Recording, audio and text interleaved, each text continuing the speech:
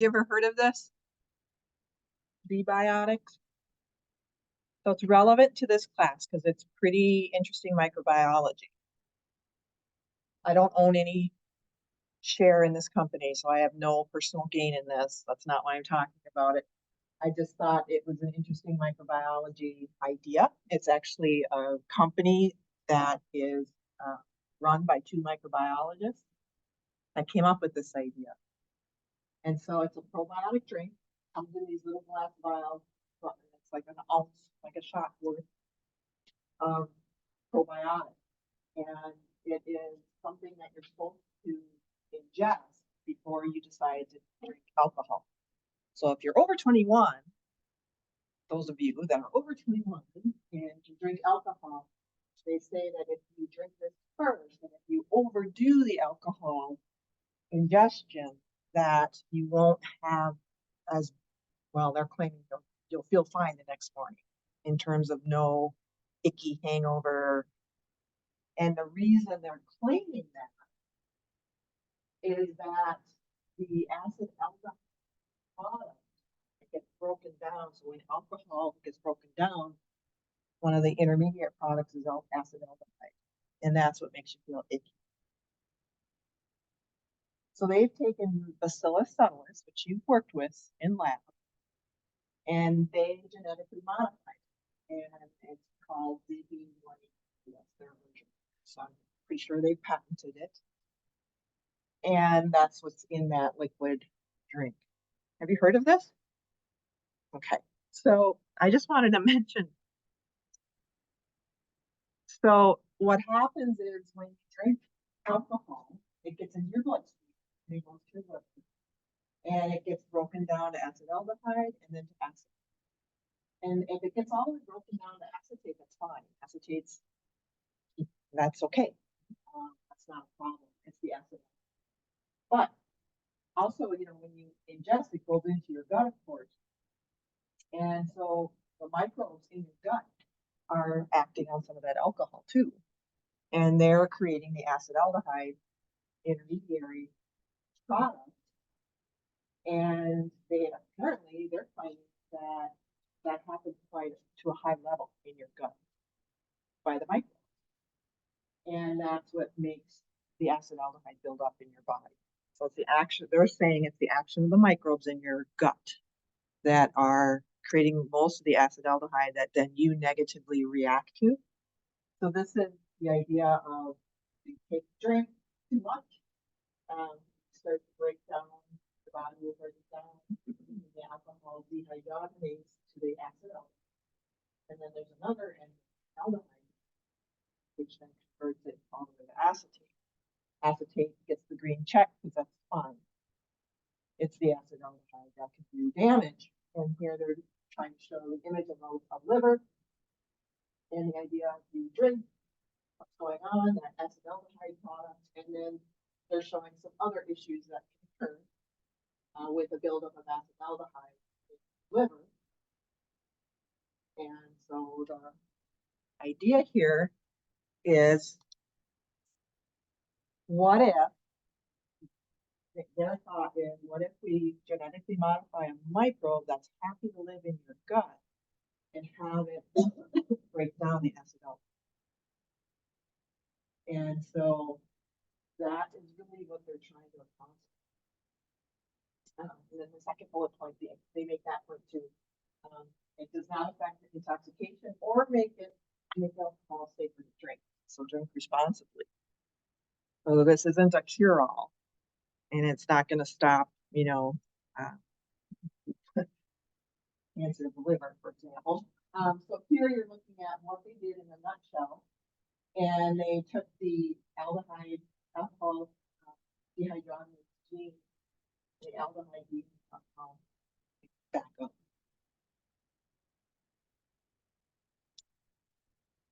They took the aldehyde, put it in to Bacillus subtilis, and their idea is Bacillus subtilis will come out gastrointestinal tract, and it break down the acetaldehyde to acetate. So they just basically were tinkering with the natural bacillus, same one that you worked with in lab. And that is something that you have been exposed to in a variety of different products that you might have ingested. And so it is something that is natural in that regard. And what they're trying to do is ramp up the gut's ability, the microbiome, to break down that acidosis. So they're just trying to decrease the acidosis in the body overall after you have ingested alcohol. So the Z or Z vitamin. So I thought it was pretty interesting with this idea. Their website is actually gets into more of the science of it, and they talk about how they went through testing, and they can demonstrate in vitro that their genetically modified microbe does break down the acidosis. I didn't chase down the information to see what the in vitro, like in the body results are. I haven't looked at that. Didn't get a chance to do that, but they've at least done in vitro testing that they were posting on the website. So I thought it was a pretty ingenious idea to look at this problem. So I'd like your feedback.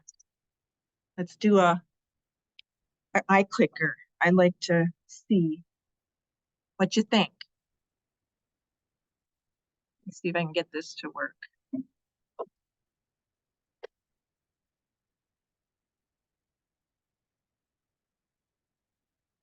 Let me get it to start.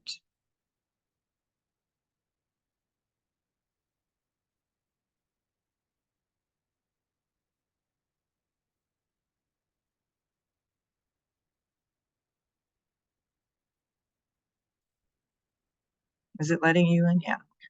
Mm-hmm.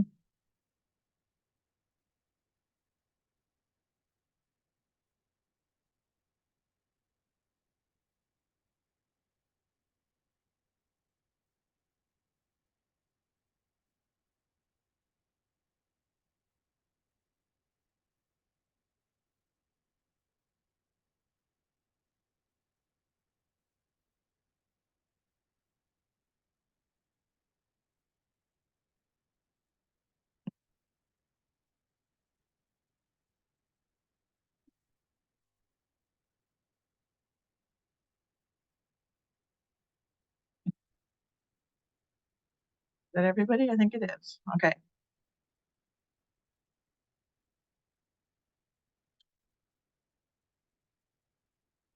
me pull this over.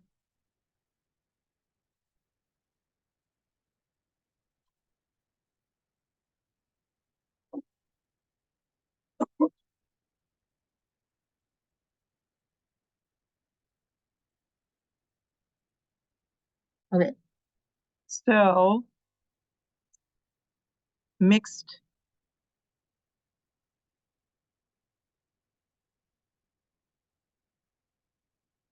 Huh.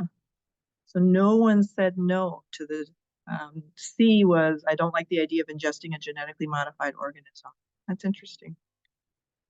So most of you were saying, there's no right answer, of course. Most of you were saying B, I would try it. Okay. Can you think of something else about bacillus? Do you know what other special thing it can do besides this genetic modification? It's an endospore former. So this was really smart of them. They picked an endospore former because when you take that shot of the Z biotic, it's going to go right through your stomach, no problem. It's in the endospore state. I guarantee it.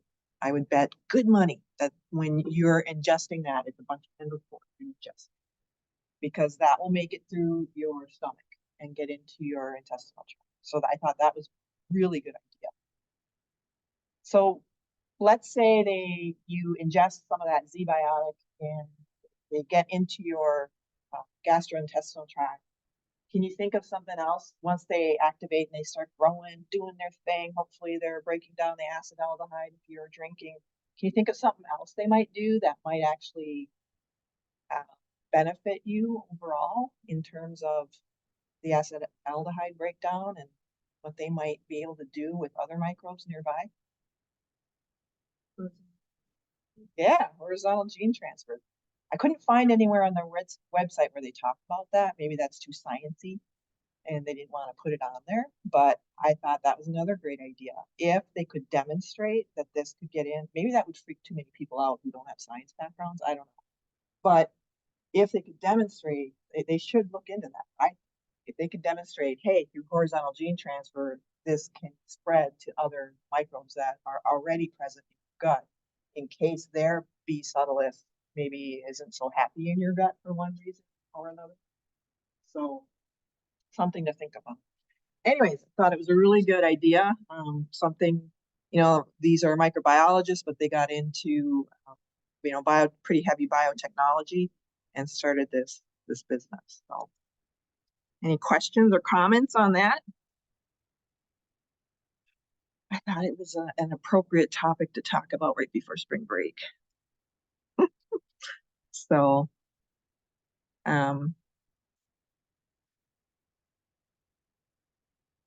the downside right now, when I went and looked at the pricing scheme, it's pricey, I think. So I don't know. You'd have to think about it, whether it's worth spending that kind of. It'll probably come down in price eventually. Okay. I'm going to stop share and get into, let's see if I can get rid of this.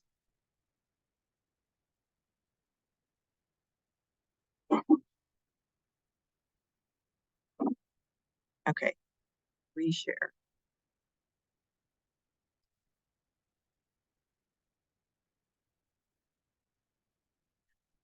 All right, so we need to talk about growth some more, microbial growth.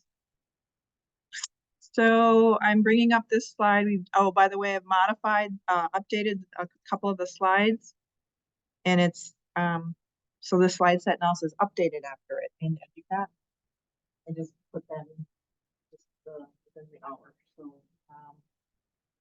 So these newer slides are in there, but we've been through this. We looked at this last time when we were looking at how do we measure or follow growth of microbes in the lab. And so we often want to know what the generation time is, the time it takes for their population to double. And then we looked at this idea that if you plot it out on semi-log plots, when they're going through exponential growth, so exponential growth is the definition of that is the number of cells will double per time period. So every 30 minutes, for example, you'll get a doubling in the population. And if you plot them out on the semi-log plot, you get this really straight line like that during exponential growth, which is often where we want microbes to be. So for example, when I'm growing my Streptomyces bacteria, I want to know when they hit exponential growth. I particularly want to know when they get into mid-late exponential growth, because that's when they start pumping out quorum-sensing chemicals and antibiotics. And a lot of our research is looking at those ideas. So it pays to be able to track them in real time. And if you have a spectrophotometer and you grow them up in broth, you can take samples of that broth over time and plot it out like this. And so the reason why we want straight line is you can collect data off of that in real time. And so this is a new slide that I put in here just to show that once you get that straight line plotted out on a semi-log plot, then you can easily drop down and figure out, how long it would take. For example, for this population to double, they figured out if you look at the scale here, dotted dashed lines are, that's a doubling of the population, and you can say, oh, okay, 2 hours down to that. So you can get data off of that. The other thing I like, even easier, is you calculate the slope of a line, and there's a equation that you can use where generation time is vitality G. It's equal to 0.301 divided by the slope.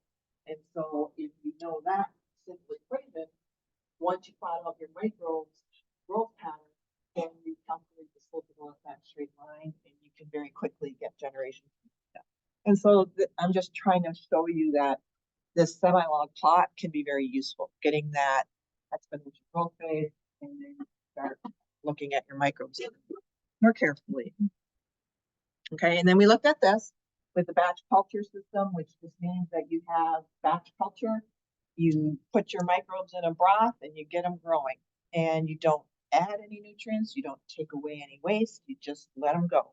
And then you track their growth, and they pretty much all microbes look like this in terms of the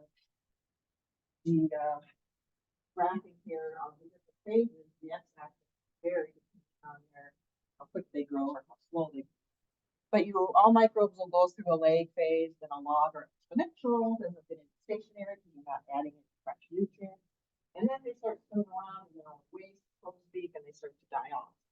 Starvation and toxins create the death phase. Okay, and so that is kind of a universal way that microbes grow in batch culture. And we talked about this idea, how can real time take the spectrophotometer measurement of the broth culture. That's your turbidity idea, your density changes time. And then the red line is looking at if you take a sample and do a spread plate and then count the colonies, you can figure out what your population levels are from each sample here. And then hopefully those two graphs match up pretty nicely. But the viable count, it's nice, but you have to wait for the colonies to grow up on the plate, so it's not real-time data. So that's a huge drawback. Okay, so batch culture, you get this very defined, predictable growth curve. Often though, if you're looking at, so for example, from what I do, if I could keep my Streptomyces bacteria in late exponential phase, that would be good because it would keep pumping out the antibiotics I'm studying or the quorum-sensing chemicals. And so if I wanted to do that long term, I would do a continuous culture system. So this is where you have a piece of equipment designed to, it's typically broth cultures. I don't know of any continuous culture that does it differently. So you have a broth culture, your microbes in there, but you have a way to very carefully and aseptically add in new nutrients. And then you have a way to siphon off waste. Some of that, the cells will come with it. You can't easily differentiate, but that's okay. And so once you get to know your microbe, you can say, oh, okay, well, around 18 hours of growth, that's when I know it's hitting mid-exponential. So at that stage, I'm going to kind of keep them in that stage. And long term, you have to figure out how quickly to add in nutrients and how to siphon off waste, but you can do it. And so the fancy term for that piece of equipment is a chemostat. And they're really expensive pieces of equipment, like so much of the science equipment out there. You're a chemostat, believe it or not. You are a living, breathing chemostat because your gastrointestinal tract is pretty much designed like a chemostat, where you take in new nutrients and get rid of toxins. And so the microbes in your gastrointestinal tract are pretty much in a chemostat environment, as long as you are treating yourself well. Okay, so I like that analogy. Actually, does it is very, but here's the lab equipment, and you can see that you can get pretty simple to pretty complex lab equipment, but they are lots of money, lots and lots of money. So, but it's just a way to maintain those cells in whatever phase of growth you want them in. Usually it's like, okay, so chemostat, pretty slick. You're a chemostat. So, when you're working with microbes in the lab, you need to get to know them for doing your research. And so probably the best way to do that is in broth cultures, and you look at turbidity. And so the non-jargon way is to say, oh, the broth is cloudy. But the more proper way to say is, oh, the broth looks turbid. All right, so we use the word turbid if we're talking about that increase in cells in the broth, and they start to, that broth gets very cloudy. So we say it's turbid. So you need a spectrophotometer. And one thing you have to remember is that at high cell populations, you tend to start to get skewed data. with your spec readings. And so you do have to dilute at a certain point. I'll show you a graph of that in a second. So that's the one thing you have to be aware of. Other than that, spectrophotometers come in super handy. So what you do is you tend to have broth cultures for the work that my most recent grad student, Warren, he was working last year growing up his Streptomyces bacteria, and he needed some sizable amounts of the broth because he was doing taking extracts of it and testing for very specific chemicals. So he needed a pretty good volume. So he would work with Erlenmeyer flask size broth cultures, but you could do this all the way down into like a test tube size as well. But basically, with our Streptomyces bacteria, they love oxygen. They need oxygen. They're aerobic. And so in order for them to produce the antibiotics and forms that they need that oxygen. So the shaking incubators will do that. They have a platform. So this is a platform shaker. And it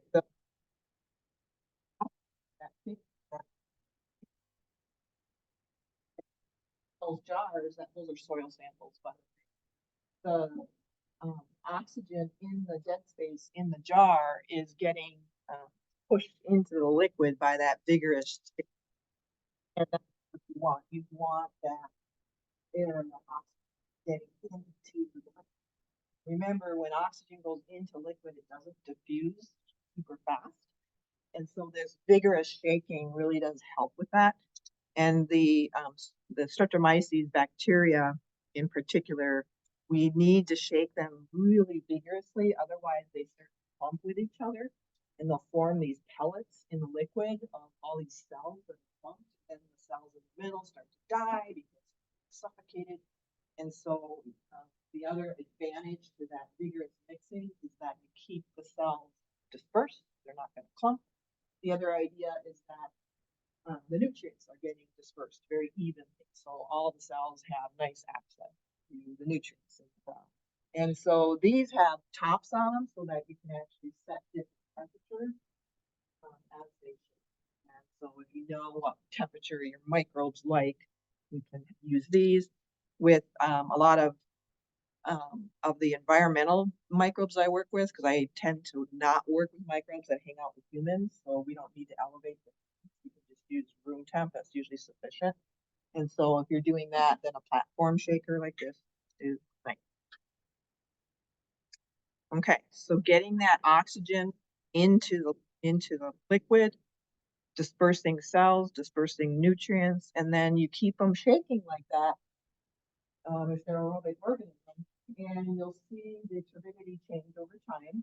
And so starting at time 0 on the far left, and you can see the increase in turbidity as you move your way off to the right, and you should see a corresponding increase in density as you do that. And so it's usually pretty easy to track just with the naked eye, but getting the OD measurements are critical for doing more precise science and research.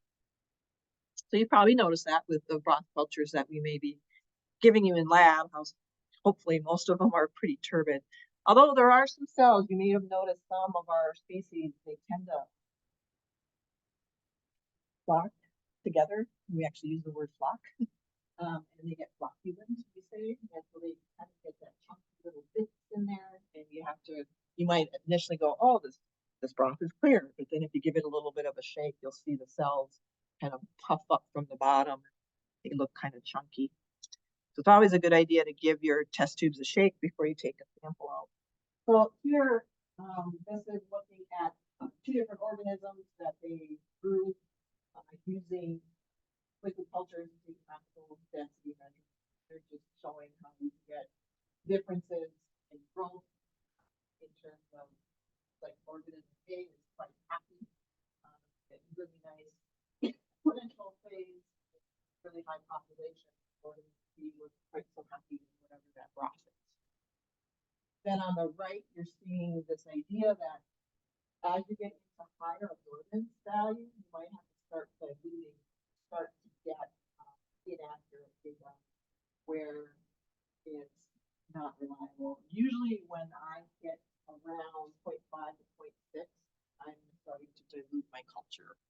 And it's pretty, you just dilute it, you keep track of how you diluted it, multiply your numbers by the dilution factor to get it back to what it really is. So that's really the only downside of spectrophotometers. So spec readings are really nice to get that kind of data. Another way you could do this, although it's pretty tricky with most bacteria, is dry weight analysis. And again, this is after the fact, it's not real time. And so I've done this with some of the fungi I work with, where you can grow them in liquid. That's fine. It's easy if you can get them growing up in liquid. And then you can centrifuge them and get a pellet, wash that, centrifuge again, get another pellet, and then you dry them in a drying oven. You just want to dry them out. You don't want to cook them and create any shifts, but you gently dry them and then you weigh them. The downside for this is in order to get this to be accurate enough, and so it's not very sensitive, and you can't really use it for typical bacteria. You use it for fungi or cyanobacteria, algae, bigger microbes that really have some biomass to them. So measurement of cells by dry weight, yeah, you can do it, but you have to be kind of picky about what ones you actually use with this method. And it's after the fact again, you have to wait for them to dry. Another way to look at cell numbers, colony, like you can do colony counting this way as well, is this membrane filtration technique. So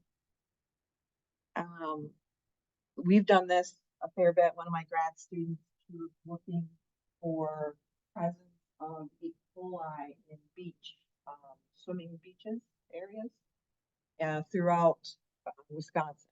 And so she was working in northern Wisconsin during the summer, where she got a summer job looking at testing beach water and the quality of it, and whether, then of course the decision is this safe to swim in or should we shut it down?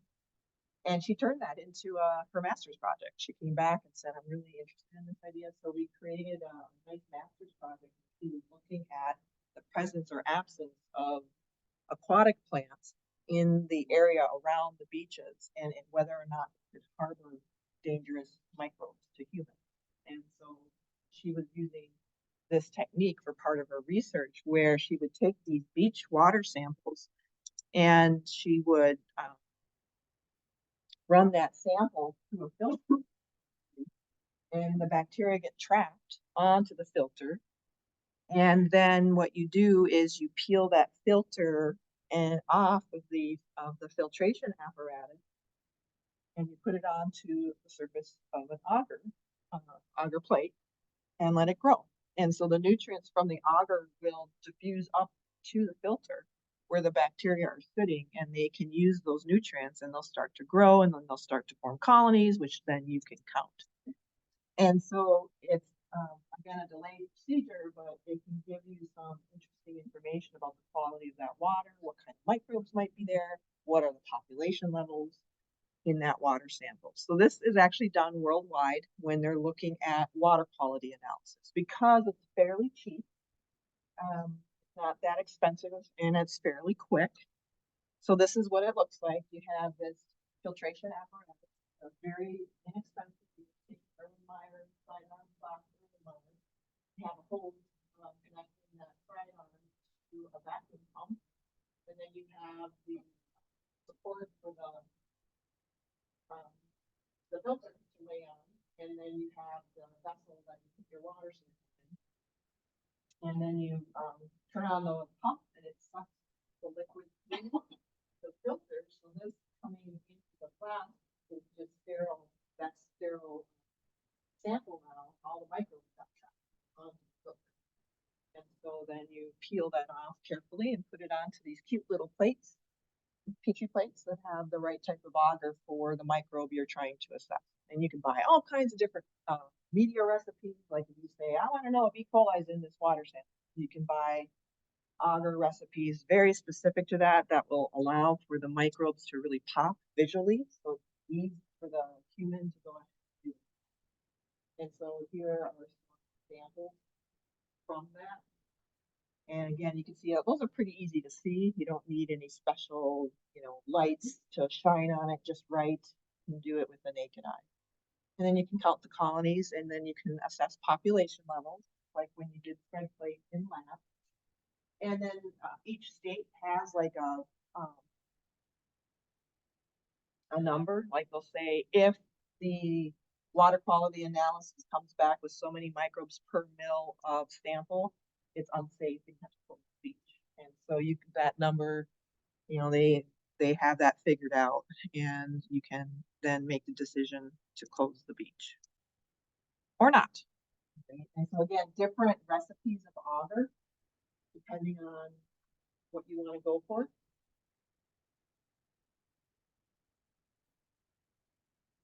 So pretty straightforward. So that's a nice method. Here's a more direct way to do it. Just put your sample under the microscope and count it. So they call that the total cell count when you are looking at it under the microscope. Now, using the microscope slides that we have in lab, those really wouldn't work for this. You need a special microscope slide. And so they're often referred to as counting chambers. You might hear somebody over in CLS, they might call it a hemocytometer. That's also a very common, it's the same thing essentially. But basically, it's a very special microscope slide that has a grid pattern on it and has channels etched into it so that you can put your sample down.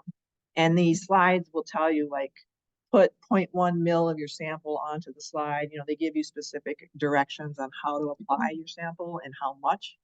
And then it tells you how to count the cells under the microscope and do the math to figure out what your population sizes are. And so it's pretty straightforward in that respect, but you can't tell if they're dead or alive unless you do some really special staining.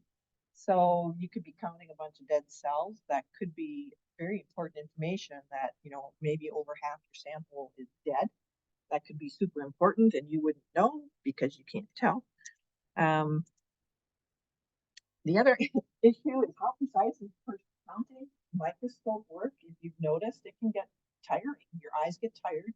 And can you imagine doing that all day long? I mean, that would be rather tiresome. And so how precise is this, depending on how fresh are the scientists' eyes at viewing all of this. And then if you have a modal bacteria, that's going to be tricky because you're counting stuff that's moving around. So that can be virtually impossible.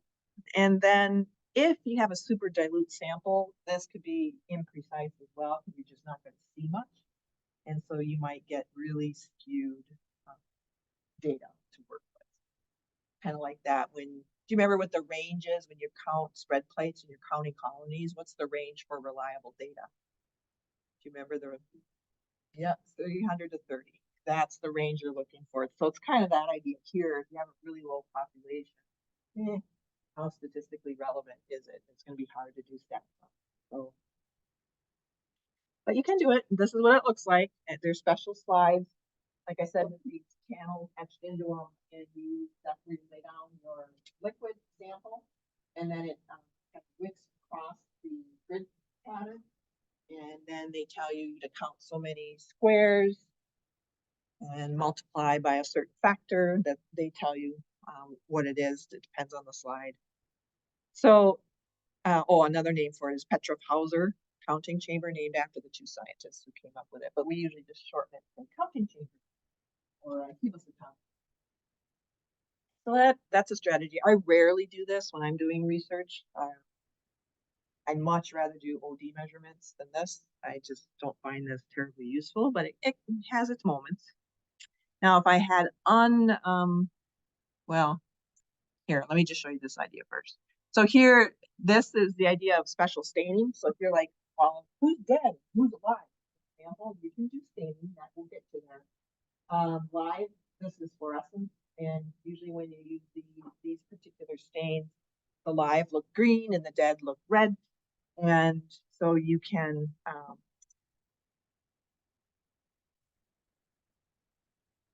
easily do counts of dead versus. And sometimes that's a really important aspect of your research question. You want to know who's dead and who's alive. And then if I had tons of money, I would do this. This is direct counting of living. And then this machine actually tells the difference between living and dead and do it all for you. And it can do it in a matter of seconds. It's amazing. And so these are flow cytometers. Facts sometimes are referred to as facts, especially if you for the fluorescent idea. But this thing can do it all. It can count how many cells you have in that liquid sample. Plus, if you do it, set it up right, it can tell living versus dead. And like I said, in a matter of seconds. And so I believe the hospital here has a counter for counting human cells. I think they do it a lot for immune cell counting. And one of my grad students actually got to use it. Well, actually, she didn't get to use it. She got to watch the technicians use it. They didn't want her touching it because it's so expensive. But she got to go over there and bring her samples, and she was able to get her data done in a matter of seconds. It was pretty awesome. So unfortunately, these cost a ton of money that, you know, hospitals can afford, of course, usually, but it's a lot of money. Okay, so when someone says to you, oh, I did a viable count, what they mean, viable means living. So what that usually entails is a spread plate idea, which you've done already in class. That was one of the first experiments you did back in week 2. And so this is where you take a sample, you tend to have to serially dilute it, whether, especially if it's like a soil sample or even water samples, you tend to dilute those to like a beach water, for example. And then you serially dilute it, and then take an aliquot onto an agar plate and use your spreader to spread it around, incubate it, and then count colonies. And so this you're already familiar with, but this is a real thing. I mean, people do this all around the world, especially like water quality analysis. This is very inexpensive. And so it can get you some good information. Here's another image of that. Yeah, you can see the actual plates here. So that TNTC, I don't know if they introduced that to you in lab, but that's often our right in the lab notebook. We write down TNTC, it means too numerous to count. This means we can't do anything with that data. Just in this case, it's a lawn, we have to say the word lawn, like lawn grass. A lot of bacteria, can't count that. And so even that, you can see the individual colony, that 10 to the minus 4, but if you wouldn't want to count that. And so that 10 to the minus 5 is the countable plate. 10 to the minus 6, you can count that, but it's not very relevant. It's below the 30 benchmark. And so probably the trickiest thing with this idea is that you need to know a little bit about your sample. So for example, when I do soil samples, I have a pretty good idea of what population sizes are. So I can usually pick the right dilution scheme. But I remember one time, way out, I picked a soil sample that had a lot of worm castings in it. And if have you heard that term, worm castings? Worm castings, vermicompost is another, it's worm poop. A very casual way to say it is worm poop. Worms eat the soil and the matter in the soil and poop it out. And in that excrement is digested stuff from the soil plus a bunch of microbes. And it's super healthy to put that into your soil for your plants. Plants love it. Well, I forgot that we had added in that vermicompost. And when I did a normal soil dilution scheme, it was all a total lawn of microbes. The population sizes were so good. So usually I take a soil sample out to 10 to the minus 5. I had to go out to 10 to the minus 14 in order to get countable plates. So that was impressive. So I was like, ooh, vermicompost, it really works. There's a lot of microbes in this vermicompost. So it made me feel good about the vermicompost, that's for sure. So then when you played out an environmental sample, so maybe you took a soil sample and you put that into some water and you shook it for a while and then you severely diluted and plated it, you might see results like this. And if you see that, everything that looks different is different. And so all these beautiful colors and colonies, they're all different. And so you can get an idea, a little bit of an idea of diversity, like how many different microbes are in this sample, just by looking at the diversity in the colony types that you see on that plate. You can also get total population numbers. You can count all the colonies to say how many are here in general, and then you can look for how many different things are here. So the problem with purely the viable plate count is that, well, if you can imagine taking a soil sample and doing this, do you think all the soil microbes would love nutrient agar recipes? Or what else have you worked with? Nutrient agar, you've worked with tryptic soy agar. I think those are about it for what you've worked with. And so, you know, there's going to be a ton of microbes in that soil sample that don't like nutrient agar and they won't grow. And so that's a big problem. What recipe, what nutrients are you providing for those microbes to grow on? And you need to be super aware of that and how limiting that can be. And also your incubation parameters. If you don't provide the right parameters for them to be happy, so to speak, and want to grow and reproduce, they won't. You need some replicate plates. You can't just do one plate and call it good. If you want to get stats off of that, you need to do replicate plates. And so you can quickly see how if you do this type of experiment for research purposes, it can balloon into a very expensive, agar, by the way, is expensive. So this could bloom into a very expensive project because you would probably want like 5 different agar recipes at bare minimum. And you'd want, you know, replicate plates, you know, like 5 replicate plates would be nice. Get that. So this could get super expensive. The other idea is it's possible where when you do the spread plating and you're spreading all that liquid suspension across the plate, that 2 microbes might land right next to each other. And then they grow into a colony that looks like one colony, but it's really 2 microbes. And so you can see how your counting might be a little off because your eyes won't pick up on that. And in general, yes, absolutely.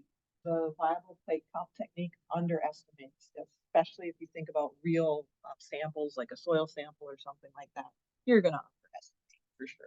And then you're missing many, many microbes that just weren't happy on the particular agar that you provided. So that's why when they figured out how to take an environmental sample and then extract DNA from that, where they don't even have to do this. They just extract all the DNA in that, and using very powerful computer algorithms, they can sort that DNA and tell who's in that sample just from that.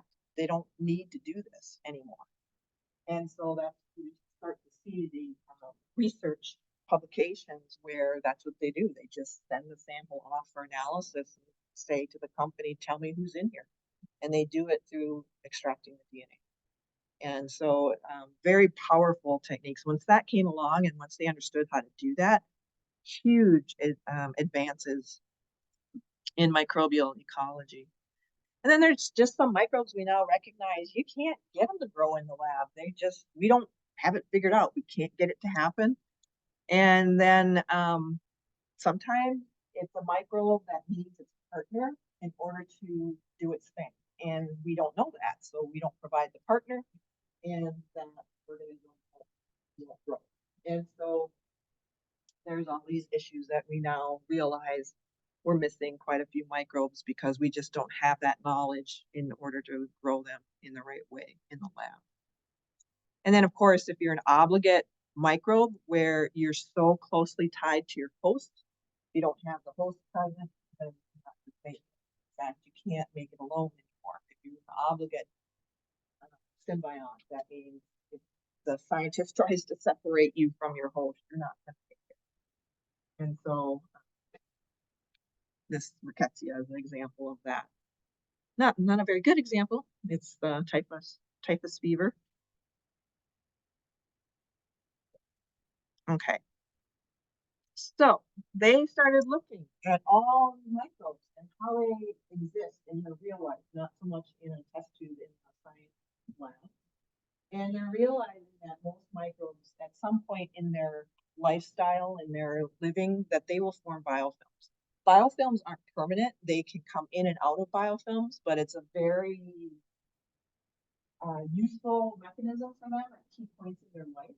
And so here you're looking at some biofilms, including the biofilm on your teeth, which when it gets bad enough, they start calling it plaque.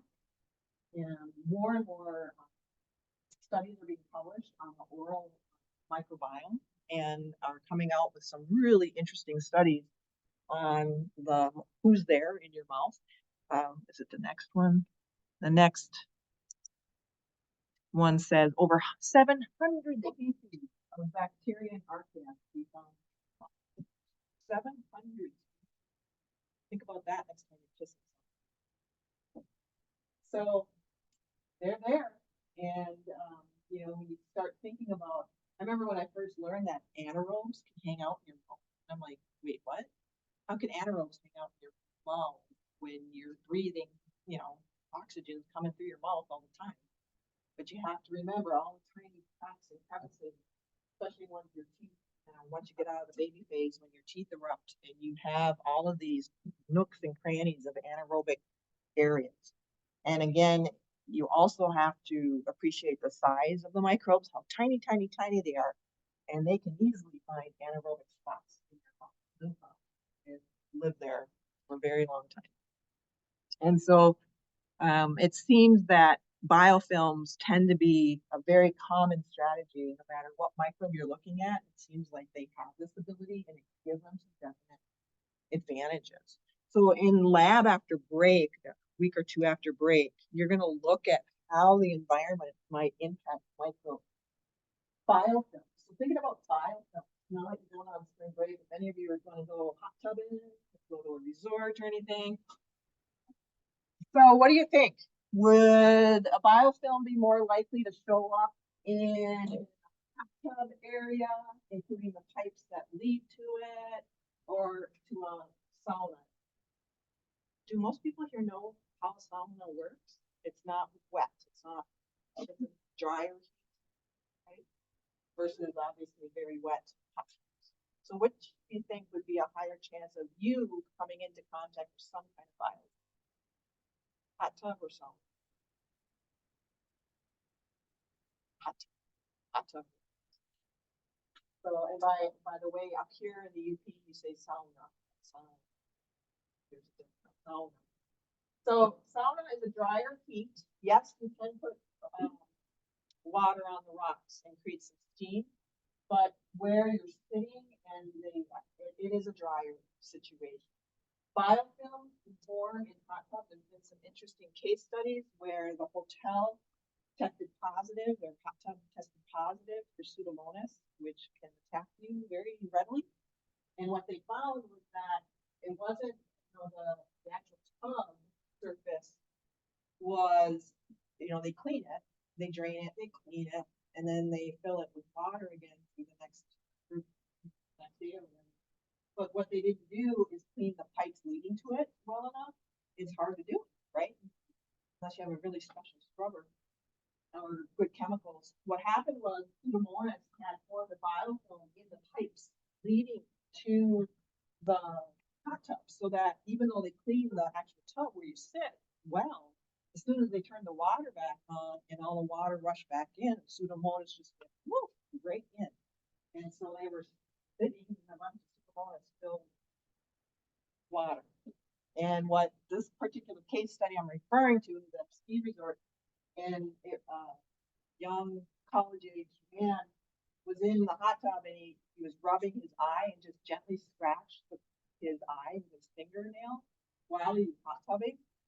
And Pseudomonas got into his eye and caused temporary blindness. Luckily, the antibiotics responded. You know, the microbe responded to the antibiotics and recovered. But that was probably one of the more extreme hot tub cases. So If you go hot tubbing, like I'll hot tub at my sister's hot tub, but that's probably pretty much it. Otherwise, you're playing a little bit of roulette. All right, we'll continue on with that. Have a good break. Thanks, you too.